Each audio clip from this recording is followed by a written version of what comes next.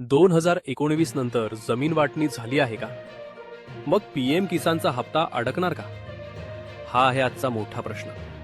राज्याच्या अर्थसंकल्पीय अधिवेशनात 2019 नंतरचे फेरफार, मैताचे वारस आणि नव्याने वाटणी झालेले शेतकरी यांना पीएम किसान योजनेत समाविष्ट करण्याची मागणी करण्यात आली. कृषी मंत्री दत्तात्रय भरणे यांनी स्पष्ट सांगितले आहे की सध्याच्या मार्गदर्शक सूचनांनुसार पात्रतेसाठी कट ऑफ तारीख 1 फेब्रुवारी 2019 आहे. या गाईडलाईन्सचा कालावधी 5 वर्षांचा होता आणि तो आता पूर्ण झाला आहे.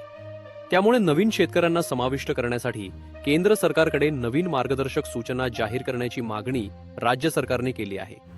तसेच काही नवीन शेतकऱ्यांना केवायसी पूर्ण करण्यासाठी 28 फेब्रुवारी 2026 पर्यंत मुदत देण्यात आली आहे. जर तुमचा फेरफार 2019 नंतर झाला असेल तर ही अपडेट तुमच्यासाठी अत्यंत महत्त्वाची आहे. नवीन गाईडलाईन येणार का? नवीन शेतकरी समाविष्ट होणार का? अधिकृत निर्णय जाहीर होताच अपडेट मिळेल महाफॅक्ट्स मराठीवर.